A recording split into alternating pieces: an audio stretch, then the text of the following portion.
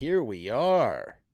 Welcome. Whoa, look at this. We have our guest. He's already here. He's already on the show. I didn't even do any kind of intro or anything. It's just like boom. There he is. It's Jerry. How you doing, Jerry? What's happening? Nothing much, man. Nothing much. I'm glad you're here. Thanks for coming on the show. Thanks Really for having excited me. to have you. Before we launch in, I got like three housekeeping things to do, and we're just gonna launch right into it. So, housekeeping thing number one, we're gonna get right to business here. I just want to thank the Patreons for being Patreonish. It's awesome. We're gonna list them right now. We have Appetite for ATX. We have Nikki. We have Crazy White Boy. We have Mike. We have Adam. We have Adam Harmless. We have John Voice of Doom. We have Rue Morgue. We got Honolulu Babylon, Cody Crypt, Dr. Airlift, Robbie Peterson, and Kevin 45, aka Kevin Von Spur. Thank you guys. And the way we thank people on the show is with an extreme Danzig close up. You might want to adjust your sound for this, Jerry. I don't want to blow out your speakers. I'm just warning you, giving you a heads up right now. It's time.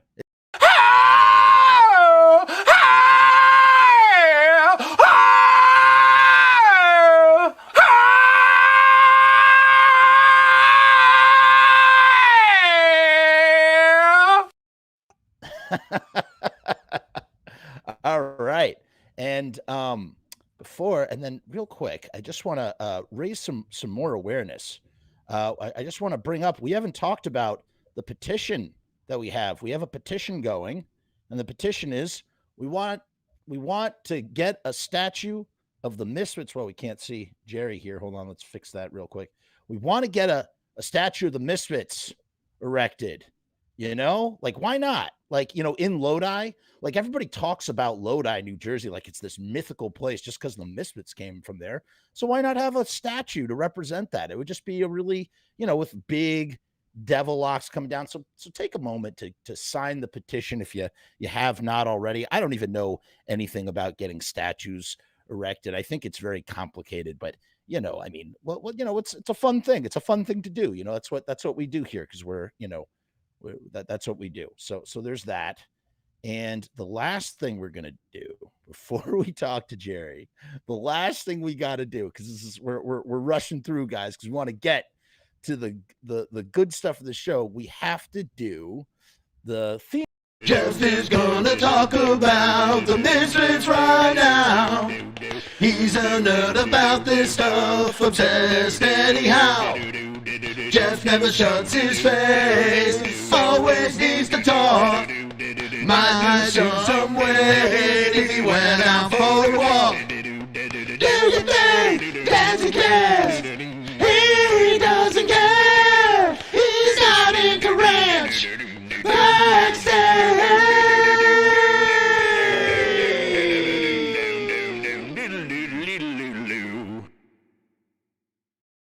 Okay, finally. Wow, look at all your good. Are those bases behind you? Those are all your bases? Yeah, these are some of my main bases. Yeah. Wow, that's awesome, man. That's great. Look at them, just all lined up, all pretty. They look Yeah, phenomenal. you kind of see them. That's where I do all So my studio where I do all work on music or yeah. all the fun stuff that happens. Now, do you when you're cooking stuff up, do you sort of you come in here and demo stuff out, like sort of noodle around, or do you play more than just the bass? Yeah, play Nice. guitar, sing. I do I kind of do a little bit of everything. I mean, I have a whole record of stuff that I did that's kind of like a social distortion rock and roll thing Oh, that I what's that did. called? It's called Jerry Montano's Down and Dirty. All right, it's on Spotify. No, I'm working on doing a video for one of the tracks. I've been working on it for a while, but it's all done. It's like 14 songs. Wow. Pretty much Okay. did everything. I had some guys come in and play on it. Let me play Nice. bass on a song. Doug, What? because I wanted to get like people that I knew that were like everybody gets like a guitar player or something. So at the time I was like, I want to get like bass players to play on it and shit. So I got like some I love cool that. people to be on it and stuff like that. But mainly I did most of all the guitars. My buddy Ace, who plays in LA Guns, he did some of the guitars on it too. But mainly it's all mine. I play guitar and sing in that thing. So That's awesome. That's awesome. it's Now, fun. question. I know we were going to supposed to be talking about Danzig and Misfits and stuff, but this is actually, I find this very interesting. Tell me, so what could you say, if you have anything to say, the approach of playing? I hear this from time to time, like this idea of like you play bass like a bass player, and then there's like playing bass like a guitar player. Like there's like a different mentality towards it. Would you say Yeah. that's correct at all? Oh yeah, absolutely. Totally, Yeah. 100%.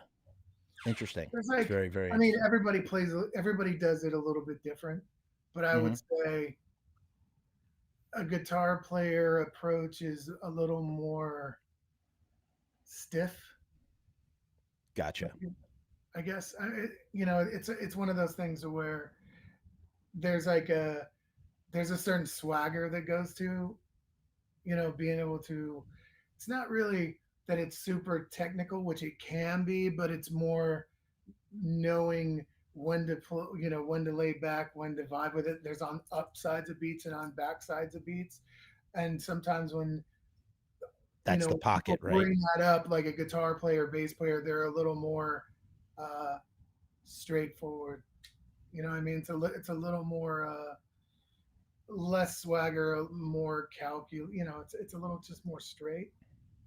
Everybody's different. Gotcha. I mean, there's a lot of great bass players that play picks, so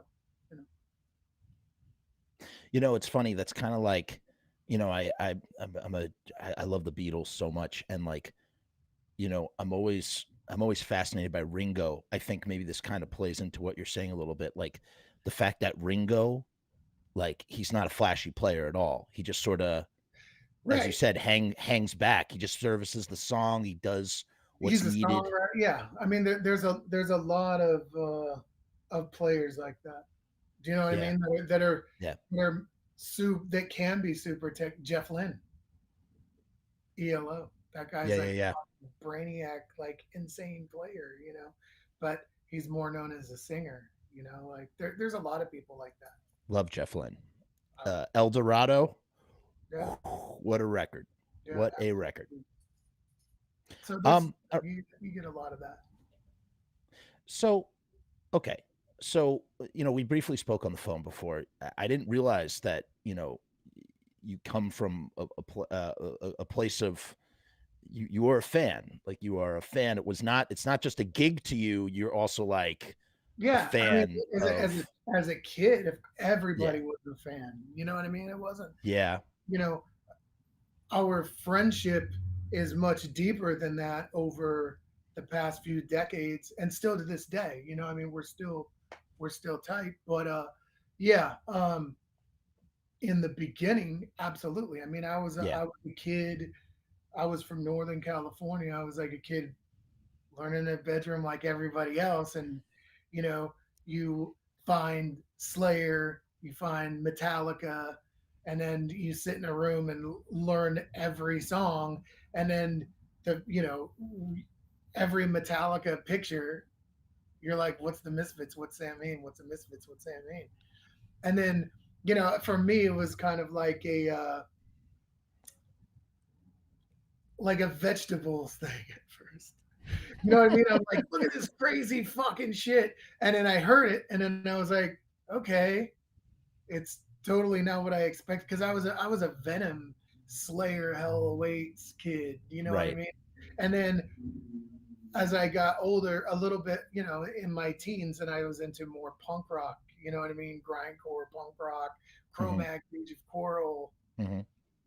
super aggressive.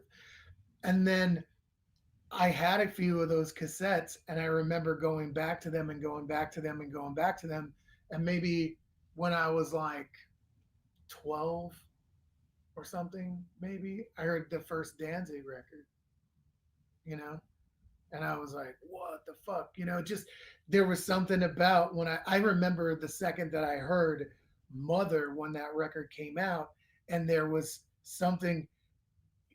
I don't hear it the same as I did then, but back then it was like this.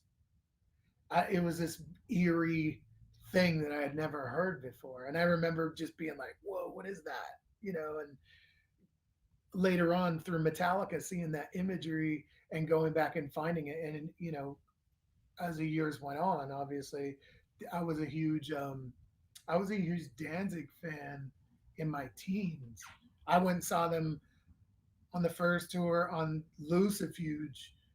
I remember waiting out by the bus like everybody else, like it's, Yeah. Erie Vaughn, John Christ, and then meeting GD for the first time as a teen, you know, not know, not knowing what to say to him like everybody else, like, Yeah. I got to think of something great to say to this. I don't remember. I think that the first time it was with White Zombie maybe or something on Lucifuge Okay. or something. Um, yeah, and I remember I was like, oh, I don't know what I'm gonna say, And I just remember I was like, whatever for that band King Horse, because he produced some band called Right. King Horse. Sean Garrison. Yeah. Right. So I thought I would be like smart and ask him this question, and he Right. Insider question. gave that band or whatever. And he was like, I don't know what happened to him. Like, and then that was it. And I was like, that's going on my wall, Yeah. But yeah, and then as I grew up, I ended up moving to Los Angeles when I was like 18 years old or something, 17, 18. And then I would start having, running into him, getting to know him, being in bands with other guys. Can I just interject real quick, super quick? I'm so sorry. Because you touched on something, and we're starting to progress through the timeline. I just want to harken back to this real quick because I love hearing this sort of stuff. You said a word. You said "fine" when you were talking about when you find stuff, like you find this band or you find that band, and what was that like back then versus having the internet today? Like, how was that different? Just, I hate to sound like the old guy, but but it's totally different. Yeah. I have this conversation with people all the time. Like it's it's a very it's a nexting world. You know what I mean? Like back then, you would go find something, get it, stare at it, memorize every fucking little dot and thing on it, and wonder. I remember looking at the etching on vinyl, wondering like, does this mean something? Like Yeah. smell everything. You would have to flip it over. But people were different. When I was young in school, like going back to what I was saying, I have these conversations with people. Music then was how we identified ourselves and other people by music. You were like a jock. You were like listen to pop music. You were like into metal or rock. You identified your being by what kind of music you listened to. It was something that was important, whether it was metal or Michael Jackson or fucking Depeche Mode or whatever it was. Do you know what I mean? Going back, Eagles, Beatles, Sabbath. It was very important. It's sad to see that now music is not in the higher level of things for younger people as much as it used to be, because there's too much everything. Right. It's not prioritized. It's more like Instagram, Facebook, video game, whatever I'm doing, this music, you know what I mean? To where then music was everything, because you just had your imagination to, that's, your escape was here. It wasn't in your phone. You weren't addicted to this fucking thing that you're like this with, So for me, finding things then was like incredible. You know what I mean? Right. I remember captures your imagination. Yeah, man. I'm like being in like the I remember being in the like 5th or 6th grade next to one of my buddies, and him, going over to me and handing me like, Iron Maiden Number of the Beast. and being like, Mm, what the fuck is this? Is the most evil shit I've ever seen. I'm keeping it. And then putting it on and hearing this operatic voice and being like, I don't know. But later on, it grew on me. You know what I yeah. mean? Same thing. I remember those moments. Hmm. But music was, again, it was how you identified who you were. You have Right. the VHS cassette, stay up all night, record all these videos on them, watch them over and over and over and over, except fucking Rat, Danzig, Metallica, fucking all those things. You know what I mean? Like that shit was like important. Wasp, all this like crazy shit. You're just like, wow, this is like over the top. I It think was you put it cool, so man. well. It was like it was fun. It was exciting. It was how you identified yourself. It was a big part of everybody's being. I feel at the Hmm. time of then. And the sad thing is to see as time has progressed, and it's kind of like almost idiocracy, fucking weird cyber world. Times Uh, have changed. yeah, it's changed. You know what I mean? But there's good and bad with everything. I'm not like Yeah. completely negative on things like that. But when you say going back to fine, back then it was like Detective sacred. work. It's fucking sacred, man. You know Yeah. what I mean? Like this is my thing. I found Yeah. this is incredible. And then Yeah. found somebody else that knew. Oh fuck, you know what Danzig is, dude?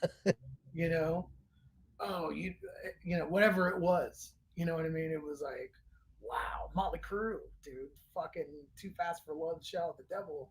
Those records are fucking. They were like mind blowing for kids like me then. You know what I mean? Like, wow, what the fuck is this? You know, badass. So, um,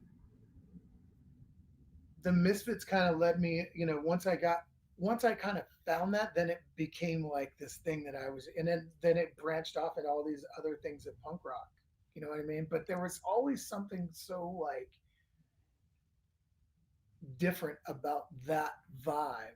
You know what I mean? It was just so dark and on the edge of like punk, but with that doo wop fucking, you know, running Right. that fine line, which was always really cool about that stuff. So that's what I was a huge fan always. You know what I mean? From the day I got in the band, long before I was in a band, long before I was friends with GD. You know what I mean? We go back probably like Danzig 5 around there. You know what I Wow. mean? I met him around that time probably. You know, somewhere I Now, still have this like weird black chicken foot thing. We had this what? party at the bar that I worked at for Danzig 5, and everybody got this. It was for like CMJ or something, and Whoa. everybody got this like leather. It's like like a leather thing with this black fucking real cut off chicken foot. On it. Wow. I have it somewhere. I don't know. That I sounds like some juju, man. yeah. But let me ask you one other question before we continue on with our through the to the next section.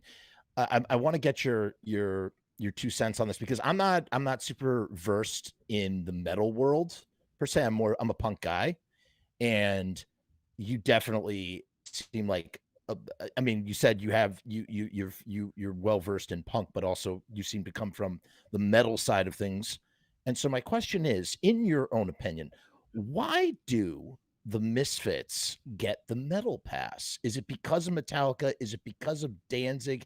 Is there like they're one punk band that seem to really, I mean, there are a few others, but like they seem to really transcend. I think that there's some bands get both. The Ramones is one of Yeah. them. There Yeah. are metal bands like that. Look at Mastodon, for instance. As a Hmm. metal band, like they're a metal genre band, but also like hipsters like that. You know what I mean? It's like there's like a weird crossover. Interesting.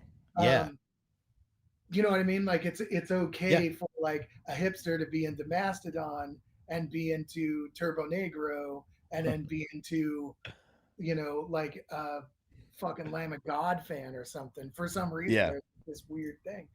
Um, I think with the Misfits, for me, in my younger years, well, I mean, I come from Kiss is where it all starts, but then it, you Ah, know, you're a Kiss guy. Black Diamond. Kiss first, Kiss first, Yeah. Sabbath, you know what I mean? Yeah. Motorhead, Metallica, Misfits, and then for a while, then I just went all punk. And I was like, cut my hair off, and what I mean, it was just like whatever. But I think I found it through Metallica, and I think that a lot of the younger generation of people, Hmm.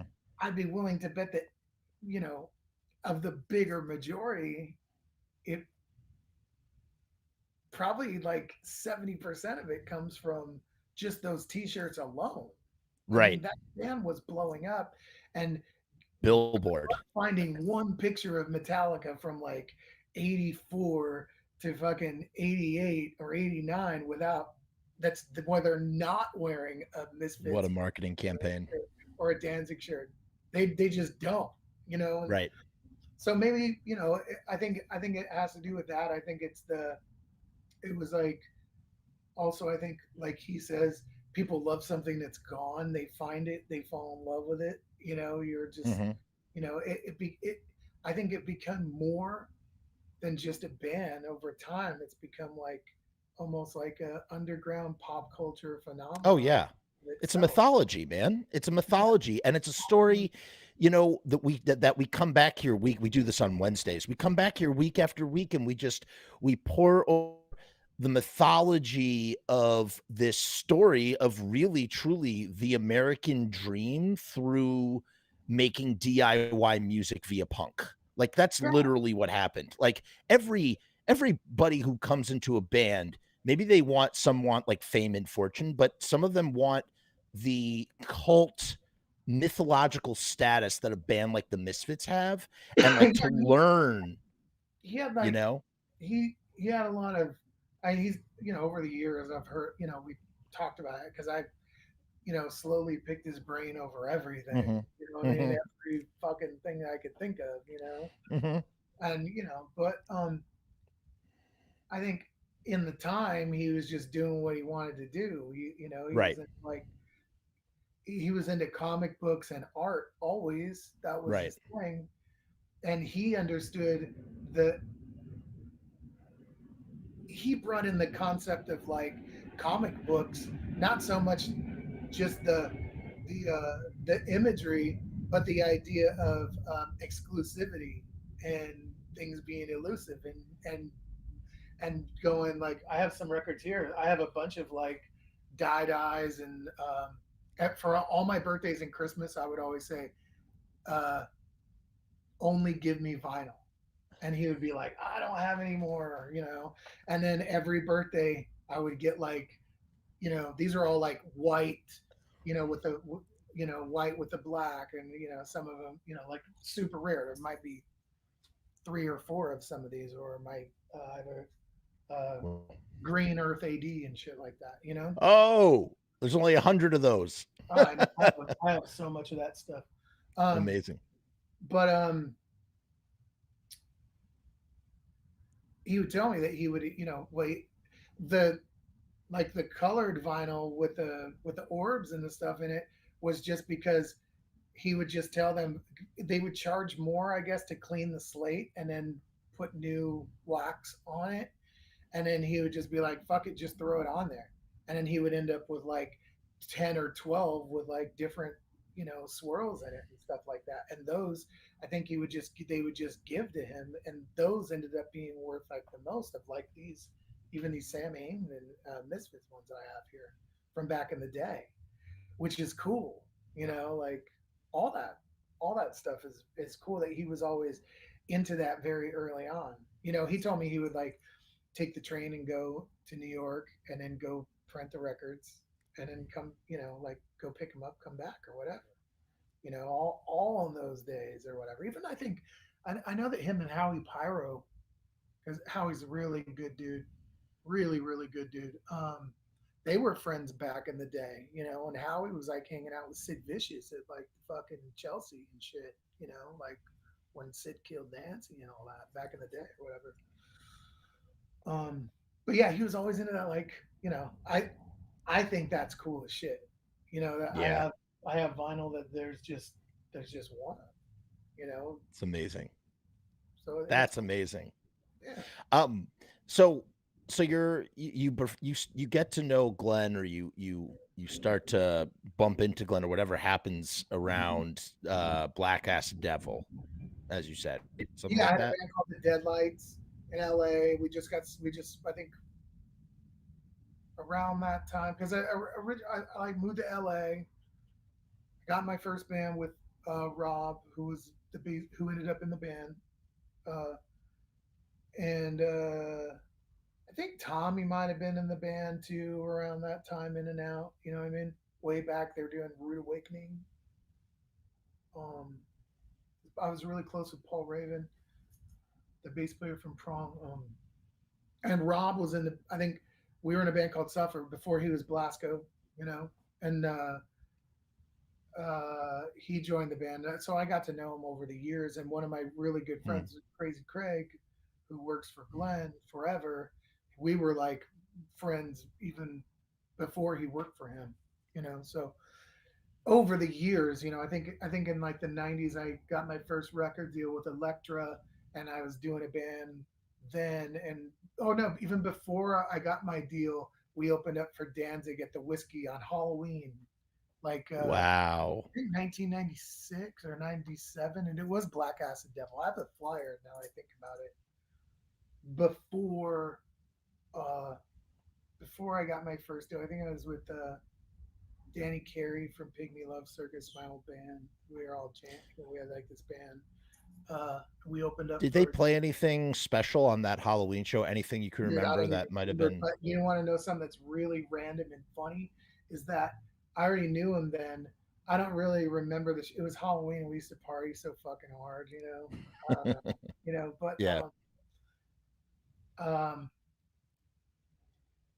it was Halloween, and I was so late to the venue because of getting a cab to the whiskey or whatever that I was like stressing out, and the cab driver got me there, and I was like half drunk. I'm like, "What's your name?" I'm like, I'm gonna get you." He wanted an autograph from Glenn Danzig or something. I'm never gonna see this cab driver again. He drops me off, but I still got him to sign something for him, and every once in a while, I'll still find that piece of paper from Glenn from Uh, 1996 where he wrote to some random fucking cab driver or something. And for whatever reason, it's like stayed in the bottom of a box or moved with me throughout time.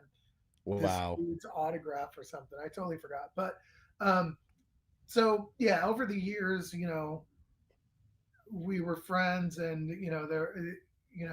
as always crossing paths or gonna go on tour with them, not gonna go on tour with them, blah blah blah. So it was always kind of a thing like that. He knew we weren't like super tight like we became, but we knew who each other was, and hey man, Right. you know, for a Right. long, long time before that. So by the time that I was offered the gig, I was I just what happened is I had some other band, and we just got signed to Fred Durst's label, Flawless, to Interscope Wow. Records just randomly. And then 9/11 happened, and then everything shut down. The deal kind of died, and then I started going out to Palm Desert and jamming with the guys from Caius, John Garcia, Unita, all those dudes out there. And from years back, Johnny Kelly's like my probably one of my best friends from Danzig and Typo. Right. Typo. Yeah, like one of my very closest best friends. And so the second that he knew that Howie had to quit the band, uh, he called me right away. He was like, "Listen, Howie's leaving the band. I don't even think GD knows yet. He just told me Oh, wow. I can learn all the songs." And I'm like, "Okay." And then before he even really got a hold of him, I think then Glenn was like, "What about Jerry, me?" And so I was like, "All right, cool." So I learned all the fucking songs. We start Glenn and I start calling each other, blah blah blah. I go down to his comic book office. Then it was like in Santa Monica or whatever, Culver City, And I just went He down has a separate office for the comic stuff from whatever he's doing for music. back then. Yeah. Gotcha. Um, but went down there, sat with him, and he was like, "Look, you want the gig? It's yours. You'll be the first person to ever be in Danzig without ever trying out." And I'm like, Wow. "Fuck! I learned all those songs for nothing." But it was like that, and it just kind of over the years, it became, it was like slowly started happening, and it was a lot of fun. Him and I had a lot of good times. Let's talk about Circle of Stakes for a minute, because this is a very, first of all, I you know I think I tell this to Steve Zing all the time. I think the best Danzig opener is Skin Carver. I love that song. It's a great song. That came from that record. And I like Black Angel, White Angel too. Another great solid track from that record. That's probably one of my favorite songs on the record, actually. Yeah, it's a great track. I Black think, does that Angel, close? White Angel is my favorite song. It's really good. What else? Really, really good. But so tell me about the recording process and how this went down. And like, did you know that you would be doing a Danzig record? Like, because some people, like, up to this point, like, let's take a look. Like, the original lineup dissolves, and Glenn has guys coming in and out of the band pretty regularly, right? There's like, I mean, then it's the lineup stabilizes with Howie and Todd Youth and Joey on drums. Yeah. And then that sort of, goes the byway. And now I think what that was that Todd wanted to do his own band, then they got a record deal with Capitol and right. With the Chelsea Smiles. Right, and Chelsea then Smiles. Todd wanted to focus on that, so he quit. Mm-hmm. And the label wasn't putting out their record. Nothing was happening with it. They were shelving it pretty much, And so I think he kind of leaned on Howie to make him quit, even though he didn't want to quit. Like, you got to be right. They were in D-Generation together too. Yeah, I think it was more like you have to pick a band type of thing. And he didn't want to, but he left, and then I just came right in. Oh, Howie was in Chelsea. I didn't realize Howie was also in Chelsea Smiles. Yeah, too. it was them. Yeah, Chelsea Smiles. Oh, I didn't know that they were the nucleus and then the of the record band. never came out or anything. That's a shame. That is really a shame. So Um, you come in. Tommy comes back because Tommy had been in Danzig as early as '95. Originally, I came in. I played with Todd for a while too. So there were like some European festivals. Oh, I did not know that. Some shows where we went and did, and it was me, Todd. I don't remember who was playing drums. Maybe it was Johnny. It was Bevan Davies? Might have been Bevan. Bevan, I brought in Bevan. Bevan was like I interviewed Bevan. Bevan is super cool. Like, basically such the nicest dude in the world. I was like hanging out with some girl. Bevan was her ex-boyfriend. And I met him, like, he worked at the Standard Hotel, like he was like a valet. But he had been playing in you guys bond over Kiss? Comes with the Fall was his band. And through her and I knew we all had Jerry Cantrell in common. We're all friends with JC. Yeah. So he was playing with JC. But I didn't really know Bevan that well. And then finally we met and we hit it off. And I love the guy. So when it came time that I think Johnny couldn't do some shows or something because maybe of typo or something, I believe it was because typo. And I was like, oh, I know Bevan. Bevan played with JC. And he was like, all right, bring him down. So that's how, I brought Bevan into Danzig then, at the time. So, yeah, I believe maybe it might have been me, Todd, and it was either me, Johnny, or me and Bevan. I don't remember, but with Todd. So there was, and then Tommy, there was a little, right. And then Tommy came in, and Tommy and I go way back then as well. Right. You know, like mid '90s. So it was like, oh fuck, cool, we get to play together. You know, and I And always Tommy's loved pretty Tommy. much been there ever since. Apart Yeah, from Todd came I back. always wanted to play with Tommy. Yeah, he would come and go, come and go.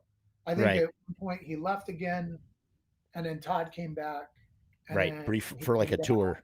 Yeah. Right, and then he left again, and then I brought in Joe Frolic for a minute, who played guitar with us for like a couple of tours or something. He was Oh from like wow. I didn't know a that. guy that I knew from Northern California, but he played the songs most like John Christ, which was kind of cool. Really? Yeah, yeah. Oh, He so played it good. very close to John, like the closest that John anybody Christ ever is played. amazing. The closest that I ever played with anybody in the band with those songs, Yeah. Joe Carla played him the most true to that vibe. Right. Closest Tommy to plays the fuck. original Tommy's an John amazing guitar Christ player. parts. Tommy's a fucking killer guitar player. Yeah. Oh, of Love him. course. Tommy plays it his more. It's a Right. very hidden style. He would tell you that. He would tell you that Yeah, too. and I love that. I think that's cool. Yeah. Like Yeah. he's one of the greatest guitar players, one of my favorite guitar players and people. Um, but and Todd kind of played in the middle. You know what I mean? Yeah. Todd was kind of played it metal, but a little bit on the cry side. You know what I mean? It was He like also, a I mean, he also it comes was like from, he has a punk chops too, motorheady you vibe know? of it almost. You know what I mean? Yeah. Well, Which that's actually I a perfect way to love. describe it. I love Elusiferi because of that. I thought Elusiferi was a great record. Without Light I Am is one of the best closers on any Danzig Yeah, record. it's a great and the B sides to that album were fucking great too. So Kiss the Skull is a great song. I'm a big fan yeah, of that song. Great song. Nice chugging guitar riff. yeah, we played Um, so okay, so you get in there, you're doing, and what happens? You're playing in Danzig, and then what happens? Glenn's just like, hey, we're doing a record, blah blah blah. What? How does that go? How does that go down? it was just more like we would be rehearsing for a tour, Yeah. and then he would be like, "Hey, what about this riff?" You know what I mean? He hums Hmm. riffs. You know what I mean? So Yeah, he hums it, right? right, that's like his thing, and he remembers what it's like, which is cool. Like he How records so? with his micro cassette recorder like that, and then he'll listen to him doing that, and then be like, "It's like this," and we'll be like, Oh "Yeah." wow, that must be agonizing a little Yeah, bit. no, it worked. But Really? with it making that record, we would jam like we would do the set, jam on these little parts and pieces here and there, Yeah. and then go on tour and then come back, and then he'd be like, "Play that song we were working on." And we're like, "What song?" You know what I mean? Like something we jammed once or something. I don't, you know. Yeah. And then Tommy and I were like, "Fuck, I don't know," until we kind of got it, and we just, he was like, "We're going to make a record." And we're like, "What record?" He's like, "We already wrote it. What are you talking about?" We're like, "Oh, we did." And then we just, boom, we were in the studio and we just kind of did it. But it was cool to watch, uh, to see him in his element. You know what I mean? Like he Right. plays drums. You know what I mean? Like he could play. He played drums on a lot of those Misfits records. You know. Um, Yeah, that okay, interesting. Okay, so here's the thing, and this is what I always find interesting. Like, you look at Who Killed Marilyn, which is the first time that Glenn plays like everything on a record, right? Like he plays, I was just talking about this the other week. And the playing is very, in my opinion, it's like, it's rudimentary, man. I mean, it's like well, it's yeah, like but held together. like It's that's the vibe of that. I mean, yeah, listen to Samhain. You know what I mean? right. That's like It very, develops. very fucking loose. Like Yeah, the words are just like this. yeah. You know, but that's the vibe of it. And but with working on that record, did Bevan do the drums? I can't Bevan remember. did the drums. Was it Bevan? Okay. Yeah. Yeah, it was Bevan. So 'Cause I Glenn is remember he showing would Bevan come what to in. do on the kit. Yeah, he would come in the room and be like, "I want you to play like this." You know what I mean? Wow. And then if he wasn't playing it right, he'd be like, "No, I want it more like this." You know what I mean? Like, Yeah. so it was cool in that element. With Tommy, he had more space. You know what I mean? Tommy and Yeah. I would just play. You know, we would just get on what he was doing and go with it. And then most of that record was just like long jams of those songs, and then they Mhm. edited them later, verse, Really? chorus. You know what I mean? Like, okay, we'd play this for like, you know, 16 bars, and then play this part 16 bars, and like that. And they Yeah. would chop. Who was that? Not Nick Rasco Linux. I can't think of his name. So it's a lot Rick, of snippy Rick. snip. It's not like just playing it. It's not like tracking a take in a No, it was sense. more, that record was kind of like we went in not really, we had ideas for it, but we didn't know what his vision was entirely. You know what I mean? Wow. I think he had more of a vision, and we were just kind of like, okay, this way, this, no, yeah, okay. Right. But then it started. He would like take it and then shape it together, and that's how you would start to watch it come together. Did you watch him Like do his Skull Force vocals? was just like a long forever jam, I think. Wow. Did you watch him do vocals? Yeah, Wow. That must have been awesome. That must yeah. have been really cool It's to cool to see. hear, just to hear him do, hear his voice, and you know, it, it's cool to hear somebody that you. I mean, he at that point we're like super tight. We're more. It's not like he's my boss. You know what I mean? Second, we Right. would come home from tour. It wouldn't be like we'd come off tour and then he would call me when it was time. He would come off tour and 2 days call me and be like, you know, let's go to the chicken wing place. Let's go DVD shopping. Let's go to Amiibo. Let's go to Laser Blazer. Let's go to here. You know what I mean? So it was him and I were. It was more than just like I'm the bass player. You know what I mean? We Right. hung out. We There was hung a out. friendship underneath. Yes. Absolute friendship. Like we hang out all the time. We go. He got. I ended up with a gigantic horror DVD collection because of him. You know what I mean? Because He that's is all we ever did. We just went shopping for movies, shopping for he knows his stuff, records. man. He Trust me. knows There's his one horror thing, films. when it comes to that, he knows everything. You know what I Yeah. mean? Like, oh, not this movie. He's like, well, that's fucking, like City of the Dead or something. Like Yeah. that's Horror Hotel, City of the Dead. It's also this. It's also this. It's also this. A lot of them have like multiple titles or whatever. Anyway, but Now let me ask you this question real quick. Let me interject here. I just want to at the same time, without getting fully into it just quite yet, at the same time, tell me about hearing, we spoke about this very briefly. Earth AD has been played live just with Danzig. I'm not talking about Danzig and Doyle. Earth AD is played live at some point, either I think when that you're with them or before you're with them or something I like don't that, think right? I don't know if we had done Earth AD. I know that the first song I think that the first couple of songs we ever did with Danzig, from what I remember, and I could be wrong, but Yeah. I specifically remember Death Comes Ripping. That was Wow. like one of the first songs that we were doing, and I think we were. I have the poster. It's one of these.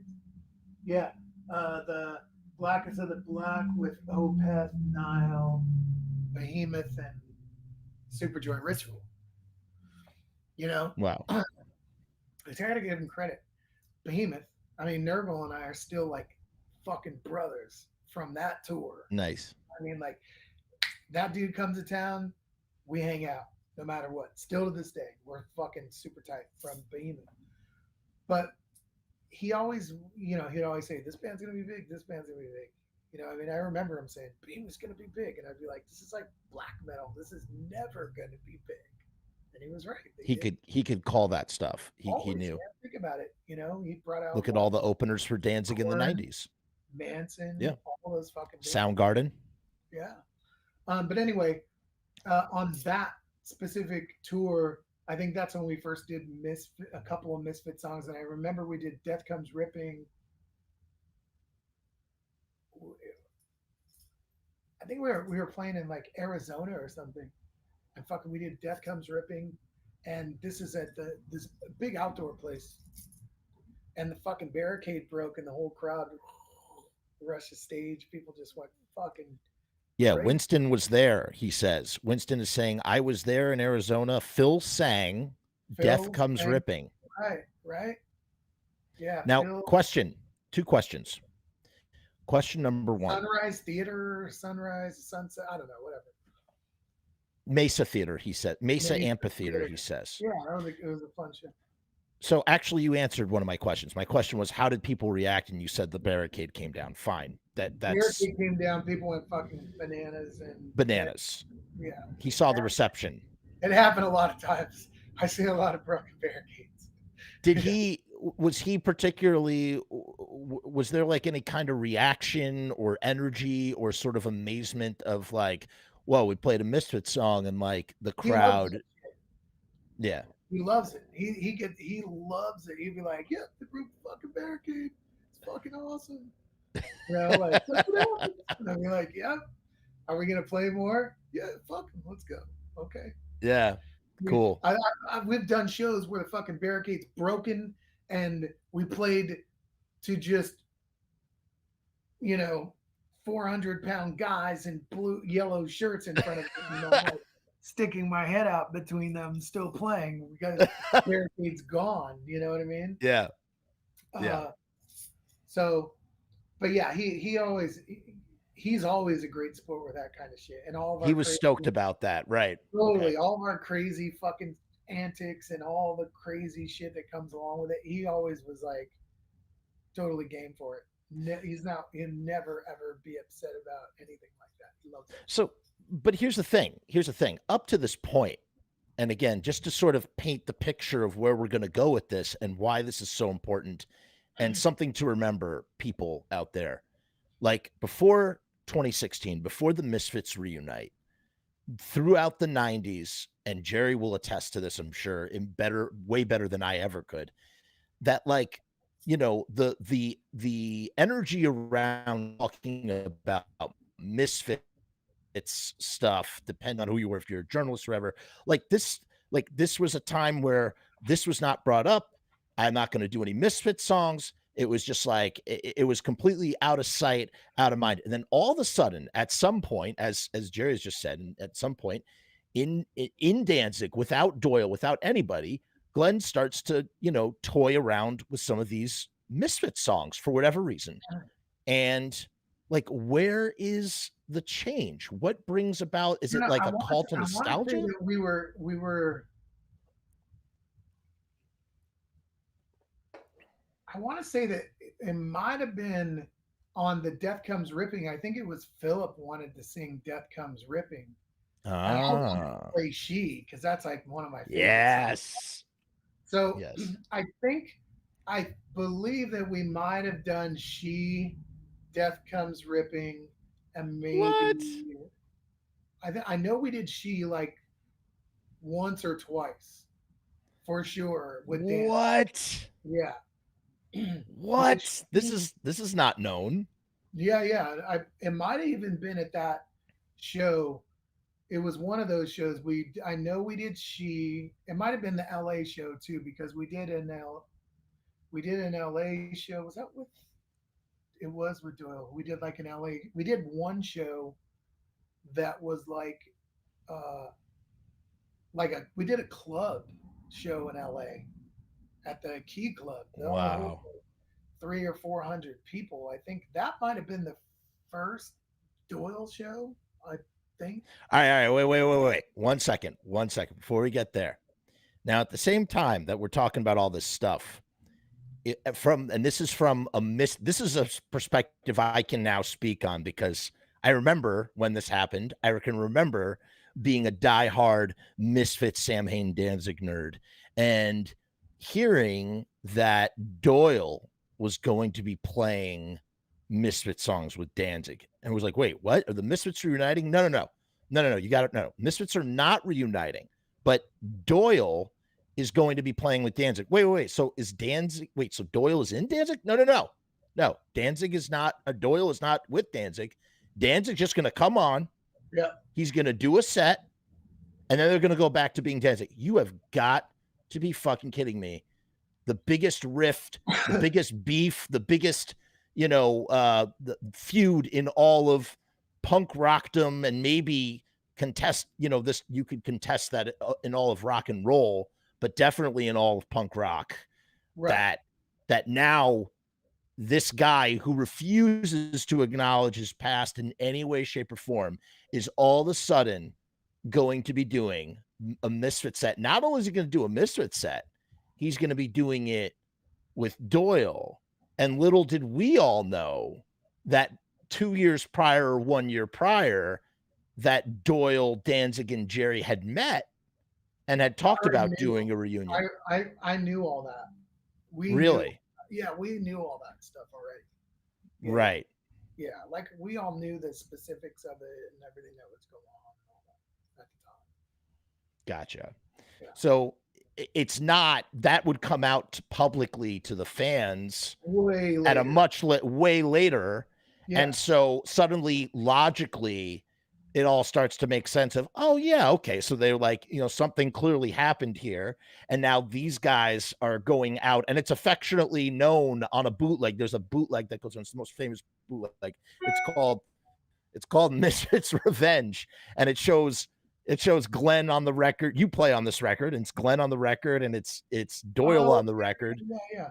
And it's Jerry. It's like Jerry, like lying, like with his Jerry face, like, not this Jerry, the other Jerry, right. Jerry only, like lying down. And there, it's called it. I think it is the Electric Factory set that you guys did. That was bootlegged on vinyl. And it was Misfits, yes, and that's what's called. That's why that's the idea of Misfits Revenge. It's known as Misfits Revenge because I remember somebody sent me the DVD of it. You know what I mean? I got a DVD of it, but I lost. That's a nice keepsake. Yeah, but I didn't know it was on vinyl. That's probably cool. We all knew. I knew about all that. You know what I mean? Like, and as things were coming together, basically he just called me up one day and was like, "Hey, what do you think about maybe doing some shows with Doyle?" And I was like, "I've been waiting for this my whole life. The only thing I ever prayed for was like, please God, while I'm in the band, if he would do a Misfits reunion and I could play bass, that would just be like it, And so he called me up one day. It was like, "Hey, what do you think about Doyle coming doing some shows? Doyle playing with us?" And I remember I was like, "Fuck yeah!" But I didn't want to say that because right. He's like a reverse mentality person. If I go, he'll probably be like, "Yeah, no, fuck that." You know what I mean? And I knew that if I did it too much, if I was too excited, you had to downplay it. Like, it would be cool, but fuck it. Yeah. Sure, so I'll do that. I was like, well, yeah, it would be cool, but everybody's coming for Danzig. That's all they really want. He was like, yeah, I think we'll do it. And I was like, yeah, okay. I hung up the phone. I was like, fuck. I just started screaming to my roommate. I'm like, dude, holy fuck. I think we're going to do the Misfits. Fuck. Wow. I think maybe Pepper Keenan was staying with me at the time from COC at my house or something. I don't know. But, I think it was around that time. Wow. Living at my house from when the hurricane happened or whatever. Crazy. Wow. Shit. But anyway, and one day side note, Pepper tells me, "Hey, one of my friends is coming to pick me up. If somebody knocks at the door, it's for me." Okay, somebody knocks at the door. I go open the door. James Hetfield's on my fucking front door. Wow. Yeah. Oh I'm my like, God. What is that like? James Hetfield at my house? You know What I is mean? that like? Oh my Lord. So what, so when you see that, you open the door and There's James, you instantaneously, yeah, there's James. They're like best friends. Yeah. And so, but yeah, because they were going to a car show or something. I was like, Yeah, but you just play it cool. You're just like, oh, hey, man, what's up? Walk in, yeah, like secretly freaking out. I was kind of like, okay, hey, Yeah. man, okay, cool. He's like, all right, I'm out of here. But yeah, funny fact, that my old house, Yeah. there's a Rancid video. It's called Fall Back Down. That's my house. The That's video awesome. is like the Rancid video. They're like in my bedroom and Rancid's playing in my living room, and it's That's like hilarious. Kelly Osbourne What? And who is it? Kelly Osbourne, the guys from Good Charlotte, and all of them are at my kitchen table. And That's crazy. fucking what's his name from Rancid? Tim Armstrong. Tim Armstrong, yeah. Copy of Spin magazine on my table, and it had Brody Armstrong on it. I think with Josh, because they were like they was like they were doing a show or something, and he ripped the cover up through. But whenever I see that video, I remember, oh yeah, Rancid. I remember the Rancid video. That's the same house. So if you ever see a Rancid Fall Back Down video, that's my house. That's your house. That's my kitchen, my living room, and that's the house where Pepper was staying, where James Hetfield. Before we go back to Danzig and Doyle, I want to tell you a super quick Kiss story that I think you will appreciate because you said you were a Kiss fan. Oh yeah. So one day, on occasion, I would go to this place that I can't really talk about publicly, but I would go to this place and I would sit down, and I'd always sit down next to this guy with a beard and long hair, and I would always.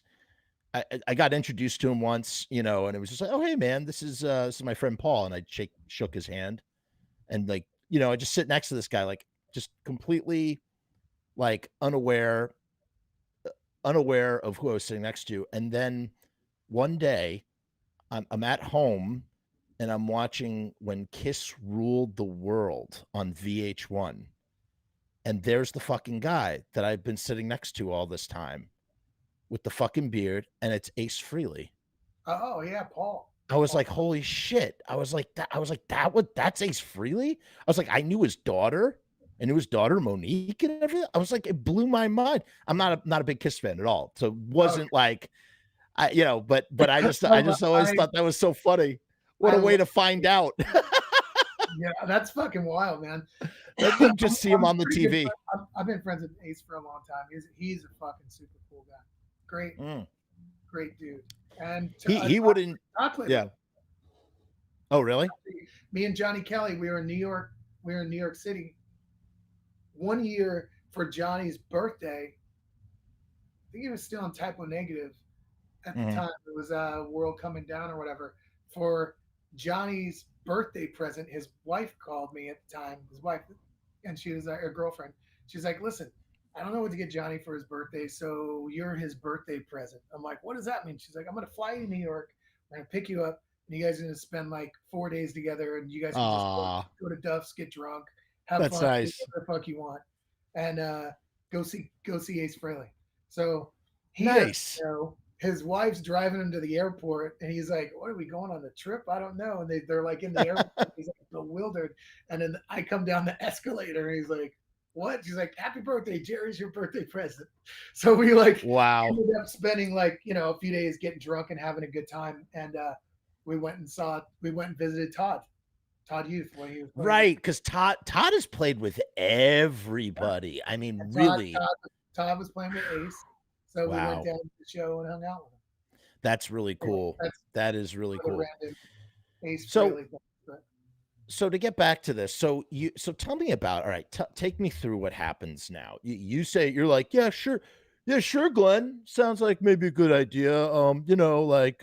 Everybody really wants to see Danzig though, Glenn, Right, because I And know that he's gonna go, yeah, we can do it. You know, I didn't want to be like, fuck yeah, are you crazy? That's all anybody wants to see. Ah, and then it'd be like, yeah, right, fuck it, we ain't doing it. You know, always anyway, against the grain. Always against the grain. totally. So yeah, so it was kind of like that, and then I think I had never met Doyle before. I knew Doyle's ex-wife just through Crazy Craig, and I think that's kind of how the Right. whole thing kind of came back together. Was Craig was friends with Doyle, and Craig kind of, I think, slowly bridged the gap. You know what I mean? Amazing. With the two of them, Hmm. or at least a little bit enough for them to, be back on radar and whatever. Right. But yeah, so then it was like, okay, learn, these like 12 songs or something. So I learned them, cool. And it was like the first day, like first day of school, like, all right, today's the day. And then go in there for the first time and there's Doyle, like, I think I got there and then Doyle showed up and I'm like, I always heard he was like the greatest guy, but I don't know him, you know? And he was just, ever since that day, I fell in love with him right away. He's the sweetest human being, you know? Nothing but the kindest, gentlest fucking soul of all time. You know what I mean? Yeah.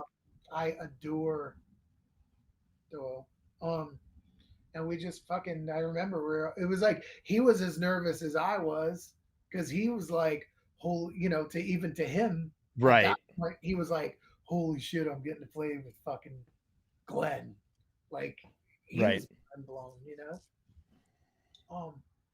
which was like very endearing and cool, because we were kind of like all like, fuck, the only person that was like, I know this is it, was GD. We were kind of like, Yeah.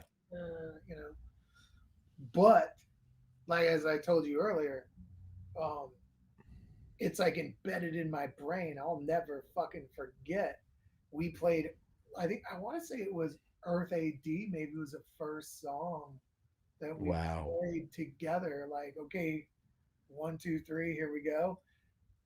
Um, or Hate Breeders, whatever song it was. But immediately he just crouched down in that stance. It looks like the fucking, like the t-shirt with the devil lock, like down, crouched down.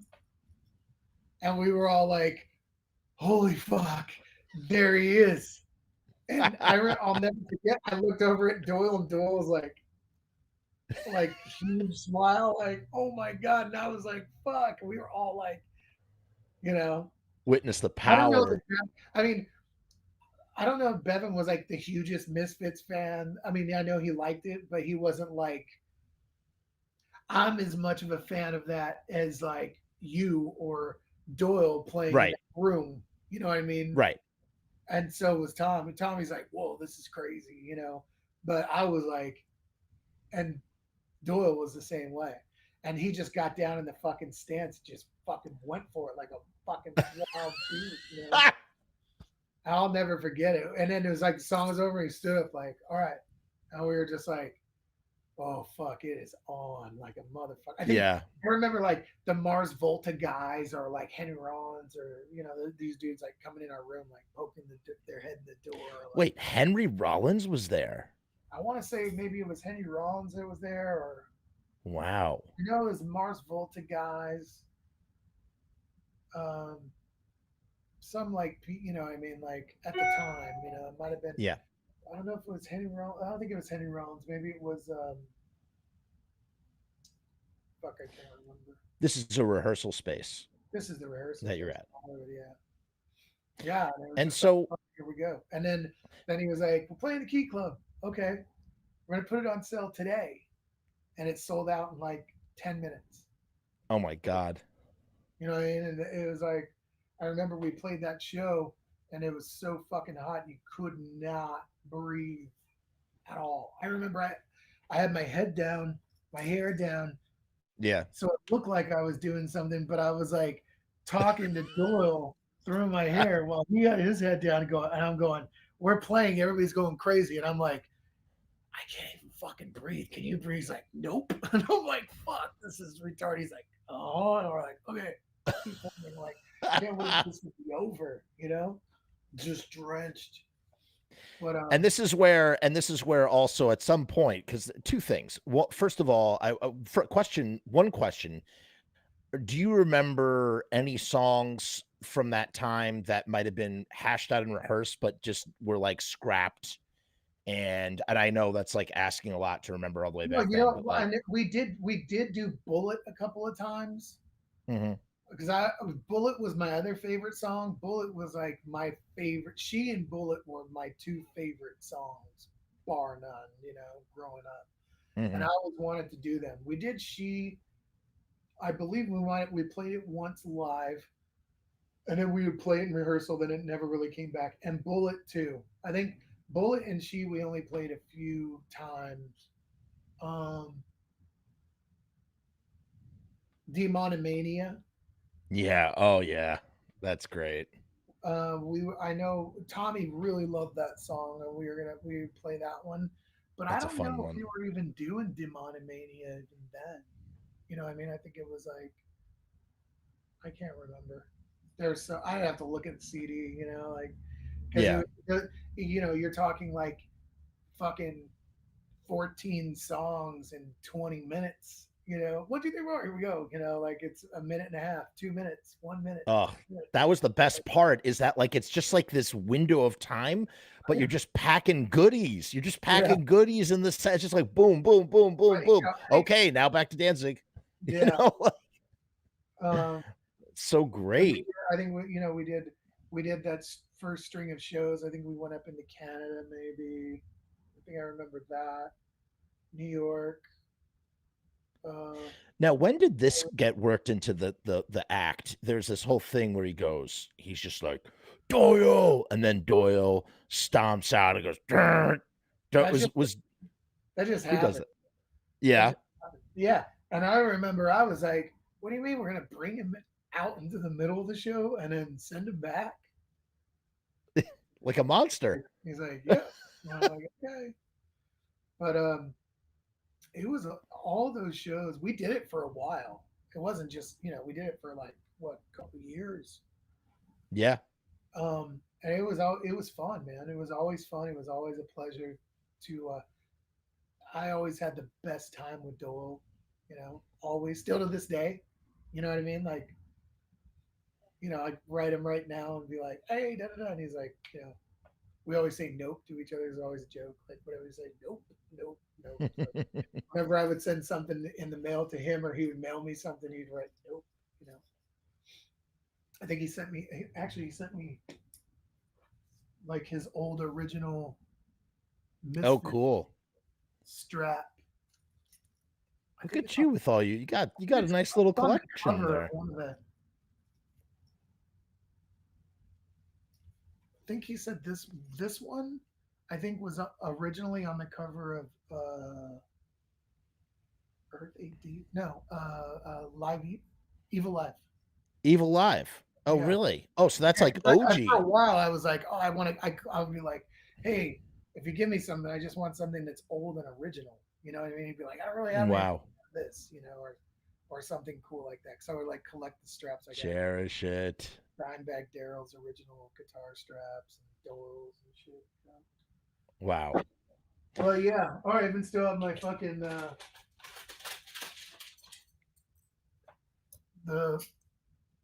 Oh, look at that. Wow. all that Now, like I have the skate decks and shit that he one year he found. We went to his mom's house because we went over here in New York and we go drop him off at his mom's, And I'd be like, I know there's something in there. Find me something. And then finally one year he brought me all. He found boxes of the skate decks.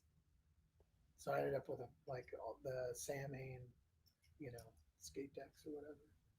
wow. That is awesome. I'm getting a request from some people in the audience. They want to see some of your guitars. But if that's possible at all. Yeah. But before we do that, I want to ask you about, let's talk about the lost tracks for a second, because I didn't know this. I did not realize this. Jerry actually played bass on a bunch of the Lost tracks, and he taught he bared witness to something that we've talked a lot about on the show. And I'm just curious to know, you know, you were talking about how the tapes needed to be baked in an oven, and I Oh yeah, was asking you I mean, it's not like this. I don't think it's like they put it in an oven, but with Yeah, 2-inch reels and 1-inch reels back in the yeah, day, if they've been sitting for 25 years, you can't just throw them on a reel to reel because they yeah, can stick together and they can be brittle and break. So they put them in an oven and bake them, like add heat to them to a certain right, temperature to like, you know, so that you can uh, put them back on a reel. You know what I mean? So that they're safe. And he had gotten his uh, B sides back right. from Rick Rubin. And so on these reels, I didn't know at the time, you know, he just got him. He's like, come down to the studio. So we were down on Melrose at Paramount and fucking he's pulling out these fucking songs. And I'm like, this is from Danzig 1. This is fucking Yeah, Lucifuge. This is from Lucifuge. And it sounds like Lucifuge. How is this never even on the record? You know what I mean? Like, this is insane. So it was like, it was that whole time was a lot of fun going through all those songs with him and hearing this shit that was just so fucking good, you know?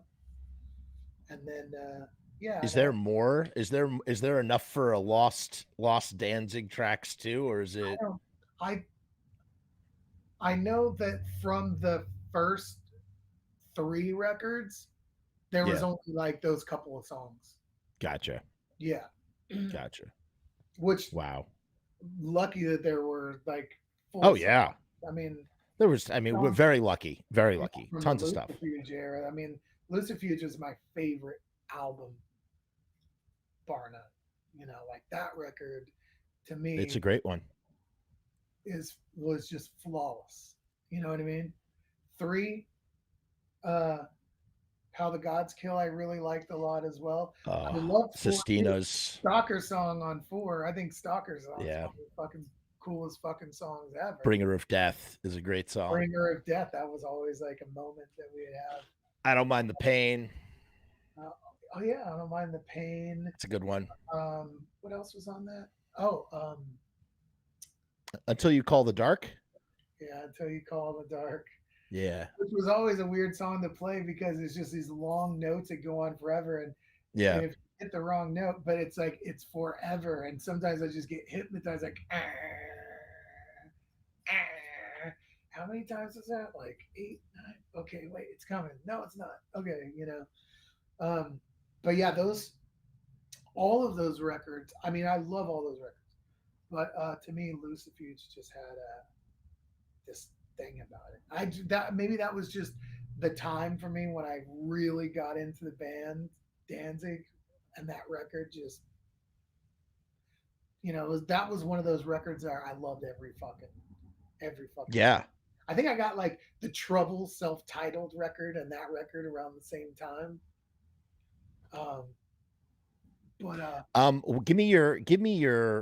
Give me your oh wow, hold on real quick. I just want a big shout out here from Riot Stickers for supporting the channel with their contribution. Riot Stickers, I've actually done business with Riot Stickers, and Josh has an incredible business. If you ever need stickers done, or you need vinyl stickers, or you need t-shirts or banners or anything, Josh is an independent business, does a lot of support for a lot of great independent bands. Check out riotstickers.com, and I always thank need you stickers. to Josh. I'm sorry. I always need stickers. Hey, Jerry, check Steal out me away from- riotstickers.com. I will. Steal me from Sticker Mule. I'll leave. Yeah, oh yeah. Wait, what were we just shit? Well, oh, I was gonna ask you. All right. Give me, you said Lucifuge is your favorite record, but I want to hear your top 5 Danzig songs and your top 5 Misfit songs. And if you want to include 5 Samhain, you could do that too. whatever you feel good doing. That's so hard. I 'Cause know. I every, know. like, because then I'll start thinking about it. Then it's like, oh yeah, but this song, and then that one, and that one. Like for Misfits, it's near impossible. For whatever reason, I always love She. I always love Bullet, Earth AD, because I'm just in love with Earth AD from when we would play it. It was just so fucking brutal and so fucking evil. Angel Fuck, Attitude. I mean, Nice. Attitude still. I mean, but I could just go on forever with those songs. And then you go older, deeper. I don't know. I mean, just all too hard. 53 songs are great. Yeah. There's not a bad Misfit song. I mean, it's just even about what are you into even at the Cough moment. Cool is like in its Love Cough Cool. in its Love own Cough way. You know what I mean? That like in its own completely, utterly different style of a way. It's fucking cool and dark, and you know what I mean? So it's really hard to say. I would have to say my favorites are probably She's. I don't know. I've always just loved that song. You know, Danzig songs. That's another hard one. I know that my probably favorite fucking Danzig song ever to play, that I was most excited to play, that I was always just like so fucking pumped to play, was Long Way Back from Hell. Just that song. Yeah. And we would always play that. That was never really ever in the set. It would be like, and Not of This World too. I brought in Not of This World. Oh, We never wanted to do it. love that. We got to do Not of This World, you know, because as soon as we had finished Snake of Christ, I'd be like, I just want to do it. You need it. But yeah, I would say Long Way Back was always like, because it would always be at the end. Whenever we do encores, we never did the same song. He would just be like, play the song. We'd be like, okay, play the song. Okay, we're doing this. All right, cool. You know, wait till they chant Danzig. Okay, good. Yeah. You know, like that. And so whenever he would say that song, I'd just be like, fuck yeah. Blood and Tears too. You know, like great song. Great track. Going Down to Die. When we would play that song, it would sound so far, you know, that line, that fucking song would just like rumble. Going Down to Die was always one of my other very favorite songs to play, just to hear him like really just belt it out to where it's got that open space to where it's just him in that fucking moment, you know what I mean? Because there's like the different, you know, as the show goes on, you know, there's like the Black Mask Skin Carver kind of more hollering version, and then there's like, you know, Going Down to Die, where he's like really singing and you just feel it in your bones, you know what I mean? But it's the same for fucking Going Down to Die, when he's howling in that fucking, you know, you're just like, oh. It's a haunting song, and I got to tell you, I would almost like to see like a cover of like whether it's like a country cover or a blues cover or some sort of like out of the box cover for that song would be great. I think. Yeah, that song, man. It's just, that song is just so. I mean, I just want to play my bass so hard I'm gonna snap it in two pieces. Doyle does on his guitars. Doyle just awesome. break his guitar and then just put a fucking drywall screw back through it. Wow. You know what I mean? Frankenstein style. Dude, he made all those guitars. He sure did. All of his guitar cabinets. Those are all those big ass fucking million speaker cabinets he has. He made all those. It's amazing. Himself. Yeah. And there's speakers in all those motherfuckers. Trust me, because it's so loud. I'd be like, yeah, you know, like, and they're all like, it's like bass amps. He plays through bass amps, like Ampeg bass amps. Right. Yeah, I recently learned this. I did not know that. Someone in the comments enlightened me that he actually plays through bass amps, which I thought was a really sort of profound, interesting sort of setup. Let me ask you this: when you guys are playing live, when you're doing the Misfit set, is there any particular, I mean, I'm sure it was all crazy, but like, was there anything that you just saw, you're just like, holy shit, like, just like sheer brutality or A some lot of sort that time was a blur because then we Yeah. used to party so hard. Yeah. But everybody would lose their. I mean, Lose their I minds. would just remember people. It would just erupt into pure fucking violence. Like Yeah. just, I mean, Yeah. like pandemonium. Like I would just be like, I am glad I'm not out It there. makes you lose your mind.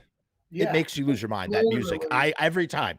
And it's Every like time. every song you think it's gonna slow down, but then we do fucking, you know, mommy, can I go out and kill tonight? And they're gonna like kill themselves. And then you do 138 and they just fucking, Right. you know, skulls, everything, you know, just.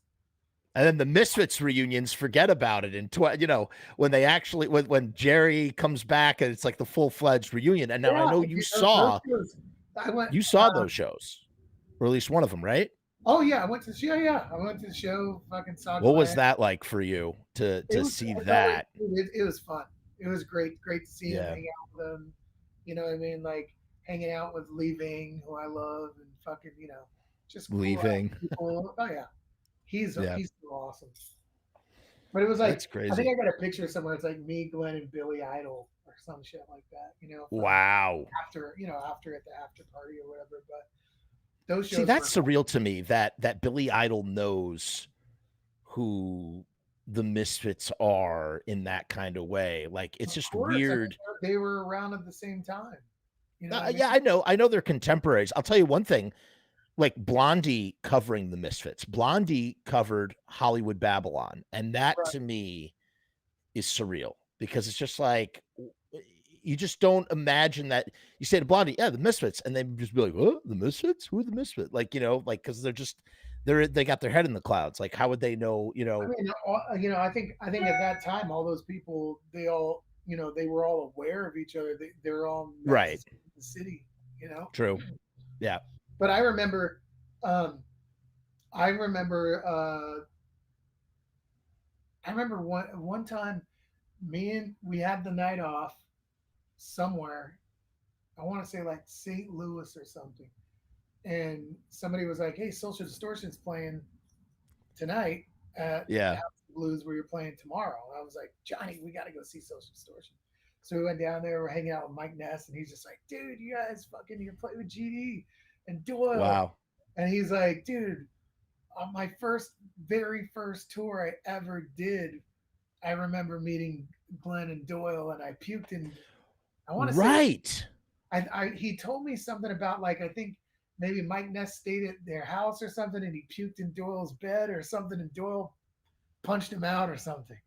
And he was like, "Tell Doyle, he'll laugh." I think Doyle punched me one time, like blah blah blah. And I was like, "Dude," he was like, "Wow," because Mike Ness is one of my heroes, you know. And here I am, like with Mike Ness, and you know, he's like fucking, he's all excited talking to me about Doyle and Glenn and shit. You know, I was just like, whoa, because, you know, I think back to like watching Another State of Mind.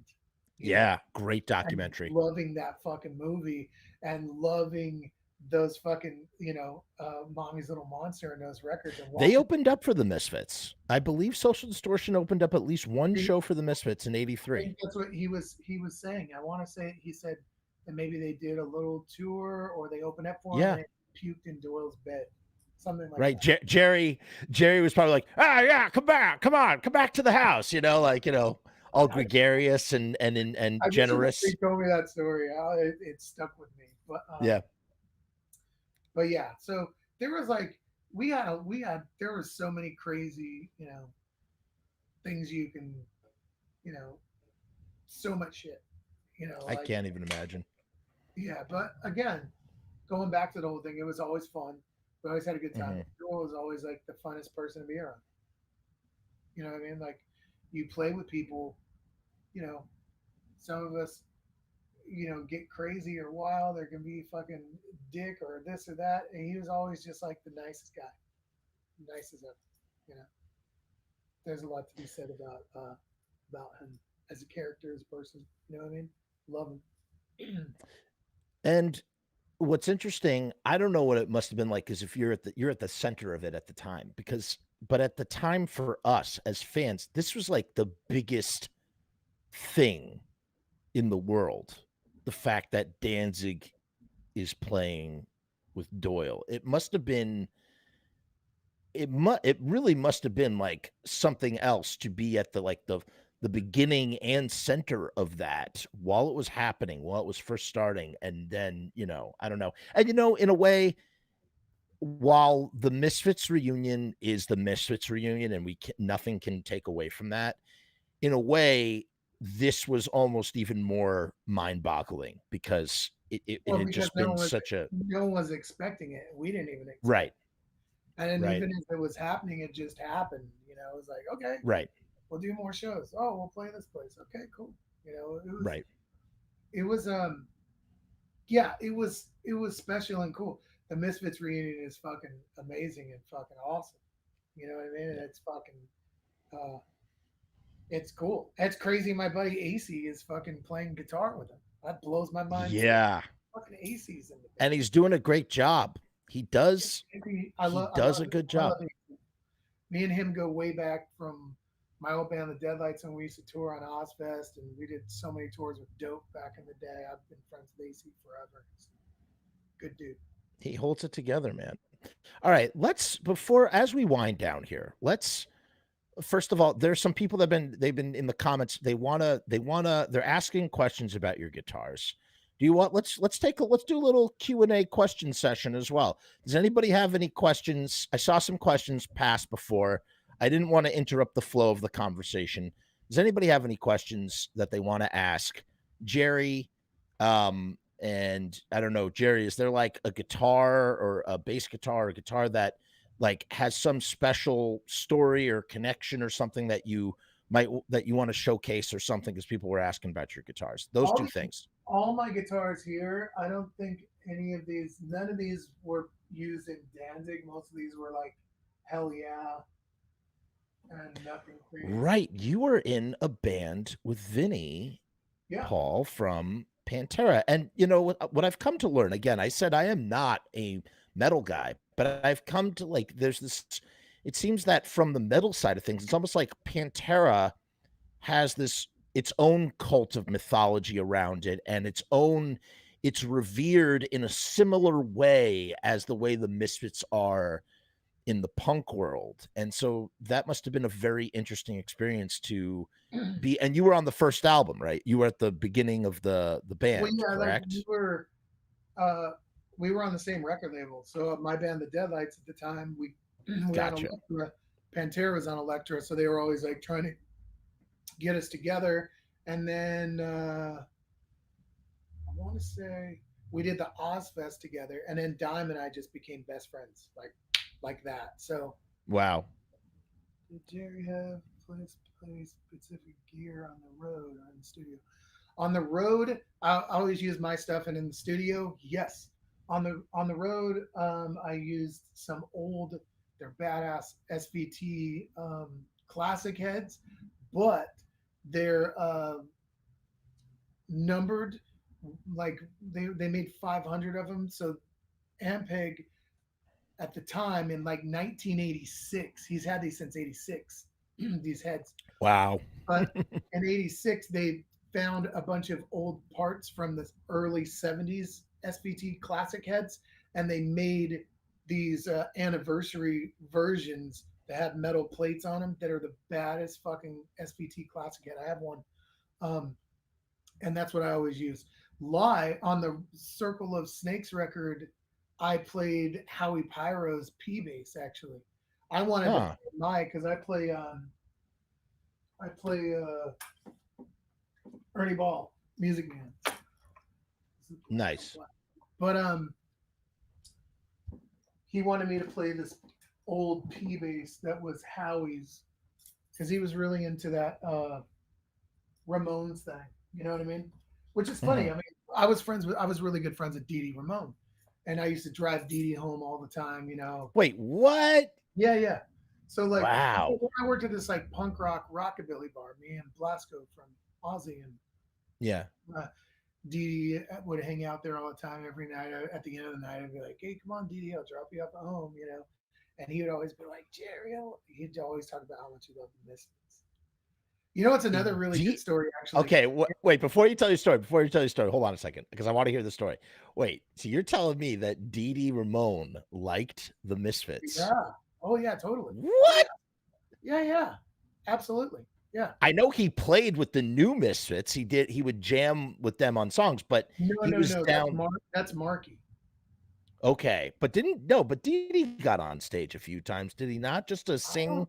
I don't know. I don't know much about see, I know pretty much zero about the After the other Misfits. Yeah, I don't Gotcha. know anything about that. Gotcha. Okay. I don't even know. I think I know one song because my buddy Glenn Hetrick that I was telling you about, he's a special effects guy, and he did the video for Scream, I think it's called. Right. He does the Face Off competition, you said. Face Off, yeah. Glenn's right. So he worked with George Romero on the Scream video. Exactly. Gotcha. Okay. But yeah, so what's your Dee Dee story? Yeah, I just used to always take him home all the time, and I would like crank the Misfits and shit, and he would be all into it, you know? Like, oh my God. Dee Dee and I became really, really good friends. I love Dee Dee Ramone. He was just a sweetheart. Did he ever? No. So question. So if he's into the Ramones and I mean, if he's into the Misfits, and you're cranking the Misfits, is he ever just like, hey Jerry, yeah man, back in the day they used to play Max's, like anything like? I don't remember anything like that, but I remember us singing Misfit songs in my car. Oh my God. You know what's another funny story is pretty much I mean, a couple of people, but almost nobody knows this is I was really good friends with Rick James, right? Yeah. So, and I was with Rick the night before he died, you know, like I was at Rick James' house all the time. But I remember one particular time when I first met Rick, I went over to his place and we were partying all night or something.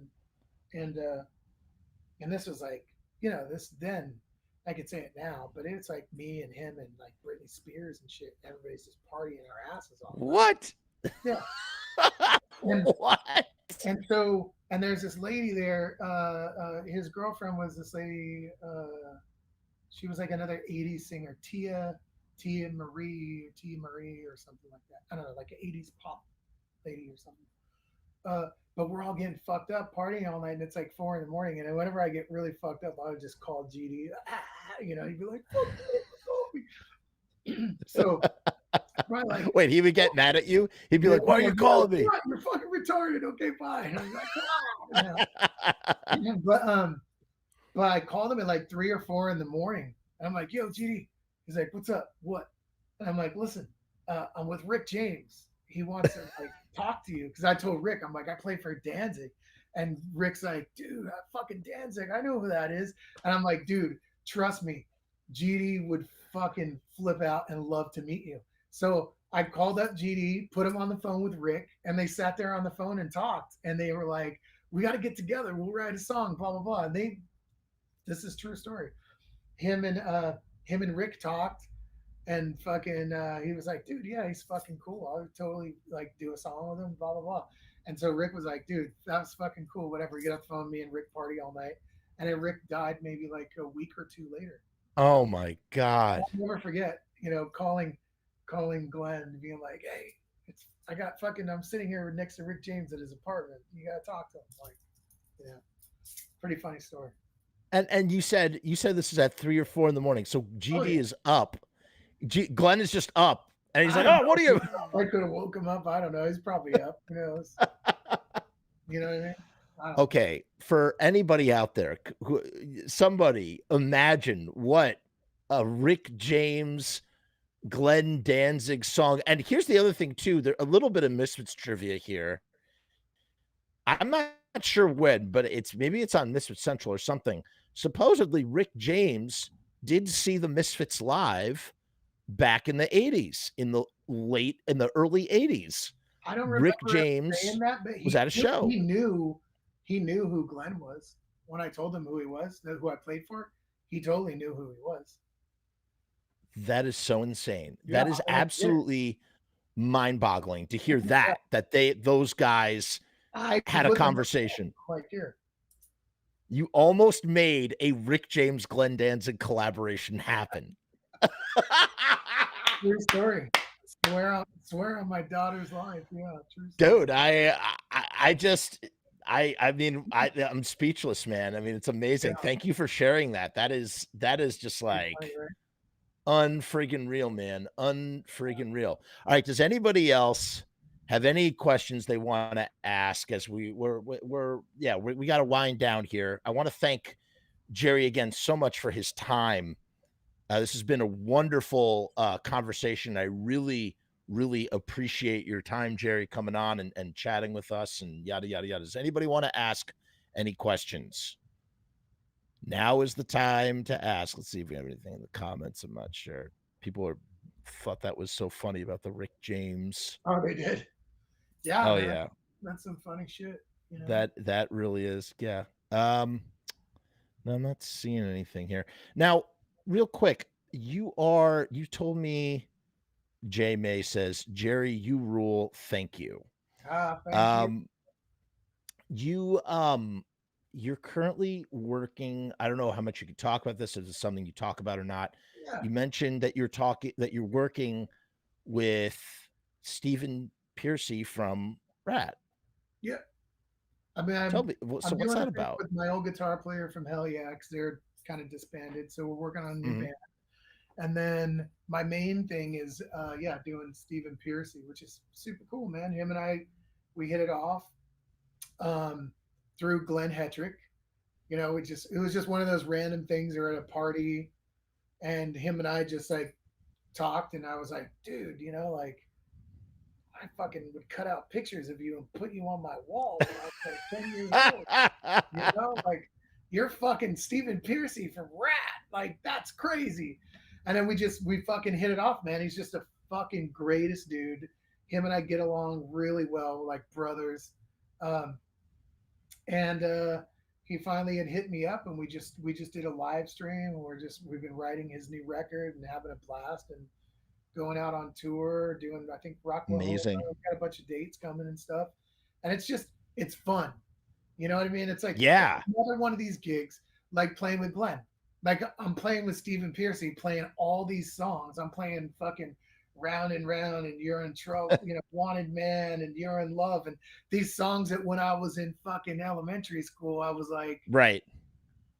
I was air guitaring to these songs for real Right. life, and now I'm playing these songs and looking over, and that's the guy. The voice is coming out of his mouth, you know. Right. And Right. we're friends, you know. So um, I've been having a blast. We've been writing his record and again going out on tour, and it's just Amazing. an absolute pleasure fucking playing in a band with somebody who was, you know, you know, gigantic, huge. I mean, can you imagine being in Rat in 1985 or something? You know, Right. what I mean? That song was huge. That song was They were huge. huge. They took out Bon Jovi on their first tours, and like Motley Crue, you know, like Wow. his wife.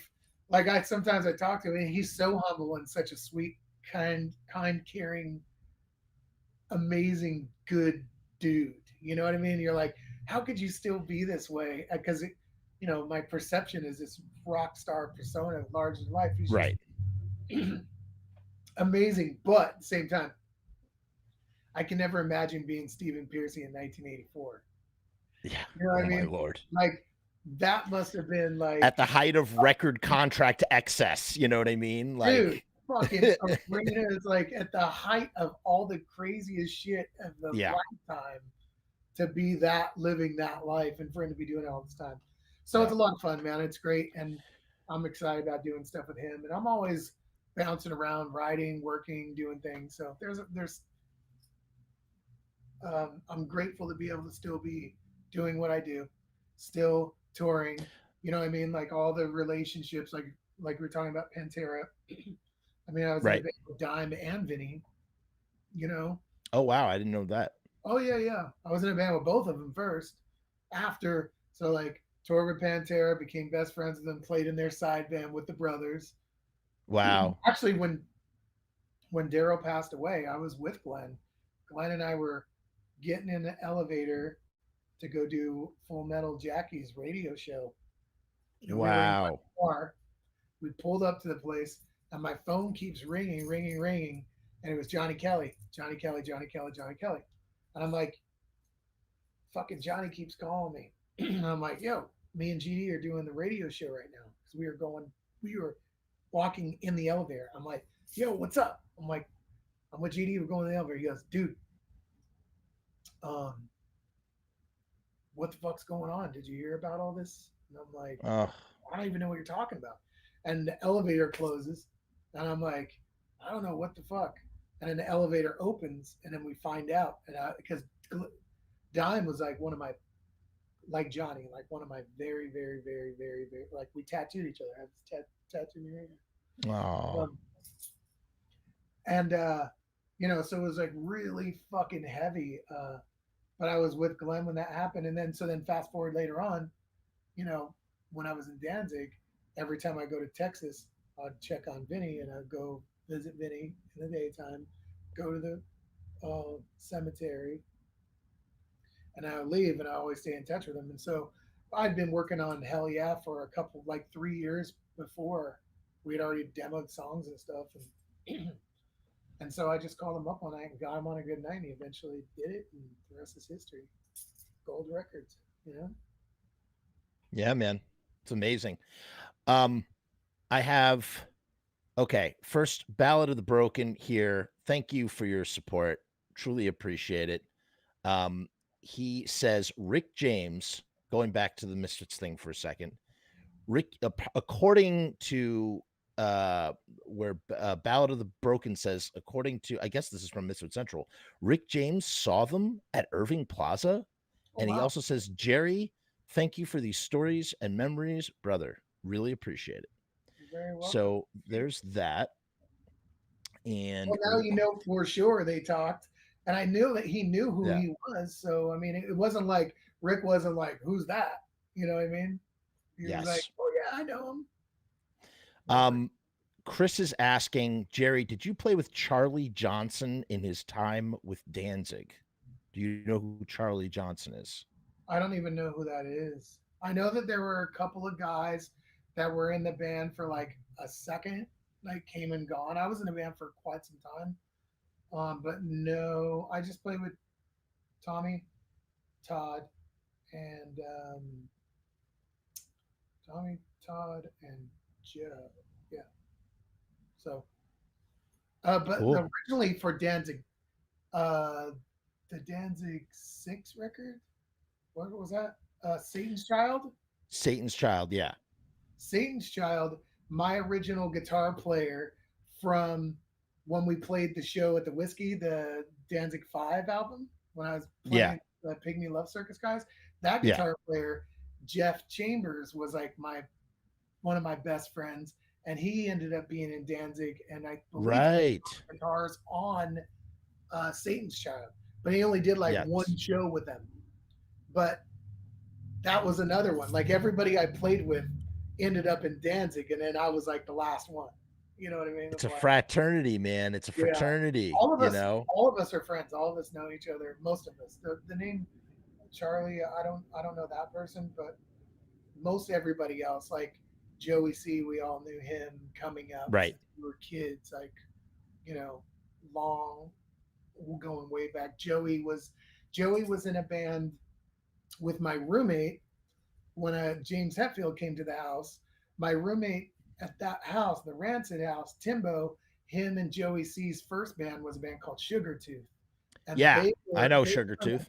They were in a band together.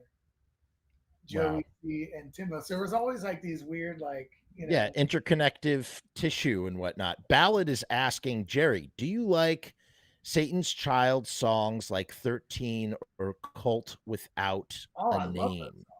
I love those songs.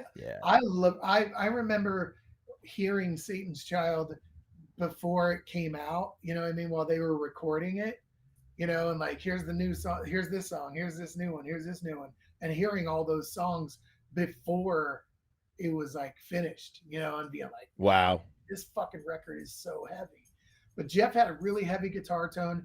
he was really into Speed Dealer, Zeke, shit like that. Uh, who's the other band we liked a lot? Scissor Fight, like these crazy, like super heavy fucking bands. But that record was really heavy. I really liked that record a lot. I thought it was cool. That was kind of Glenn's whole thing, though. If you look back, you go, Yeah. he had the Misfits, and then he did something with it, and then he was like, "Yep, fuck y'all now. Now I'm doing this." And then it was like, Samhain. Now I'm gonna do this like wacky fucking 80s fucking I don't even weird Samhain thing. You know what I mean? It was like ahead of its time, but it was completely different.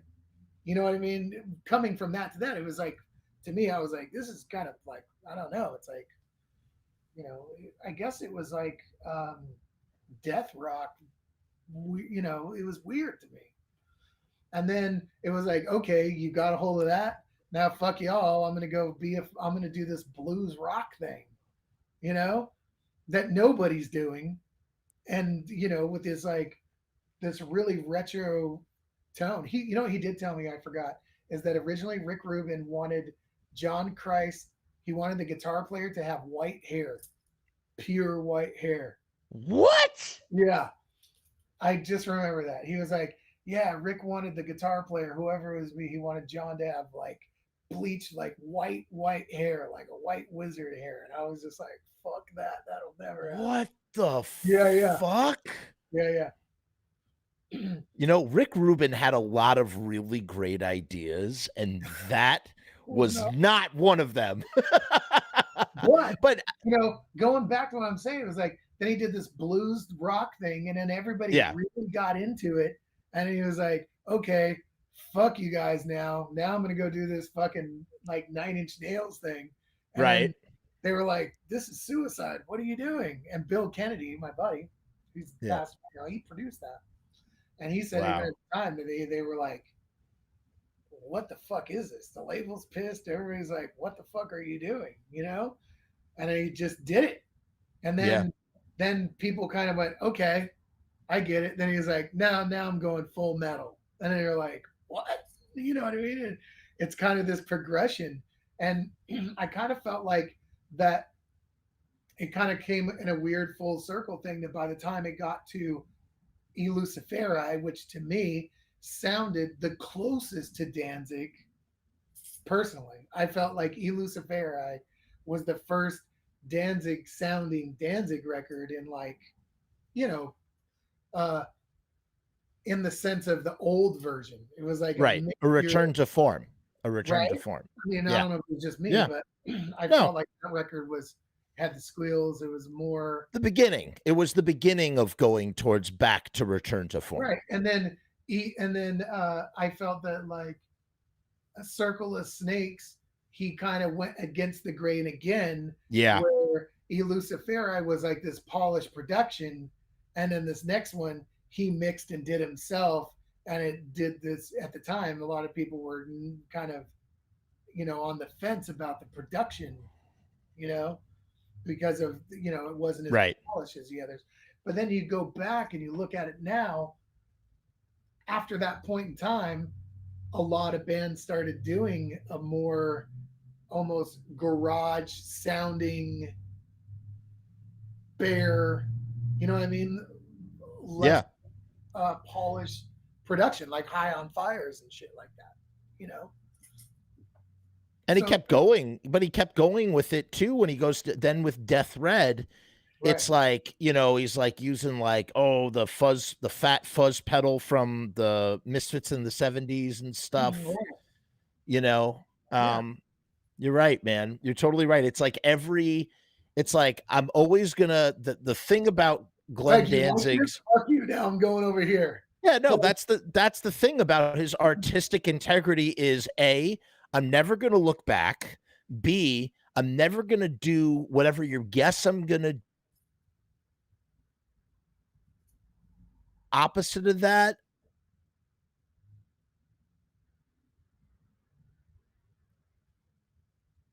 Absolutely. So that's what I mean. You know what? I'll say this.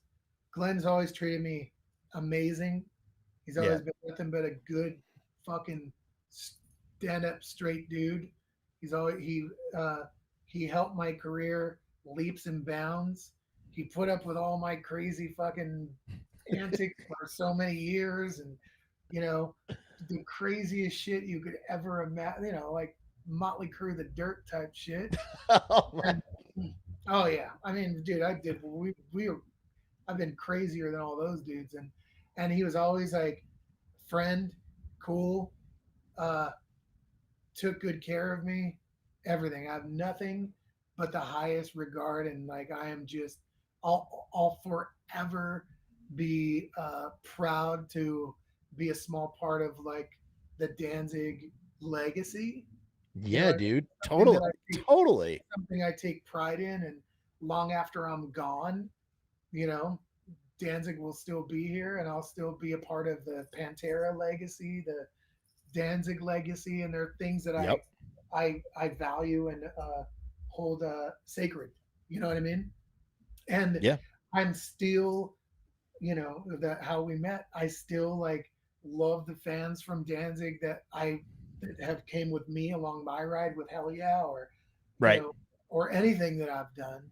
You know what I mean, over the years, uh, and I value it, man. It's really cool. So you know, I'm happy to have been a part of it, and it's cool to like be able to talk about this stuff, and it's awesome, man. Jerry, I want to thank you so much for coming on my show. Truly, this has been, I mean, this has been more than amazing. We got some great, like, what the fuck tidbits from you, some little nuggets of awesomeness. I had a great time, and I know my audience definitely had a great time. I want to just, anybody who enjoys this content, please make sure to like, share, subscribe, yada, yada, yada. Leave a comment. Please check out Jerry's music, man. Check out the stuff. He's got a link tree. I'll put it in the description. Go to the link tree. Check out all the different facets. Make sure you follow Jerry. He's on Instagram. He's on Twitter, and keep up with what he's doing musically, because it seems like the dude is just never, he's just on and on and on. He's round and round and round. Absolutely, man. So check it out. I'm not going to do the Patreon commercial tonight. We're gonna skip it. But check out the Patreon. All that information is below. We have a wonderful way of saying goodbye on the show. We say peace and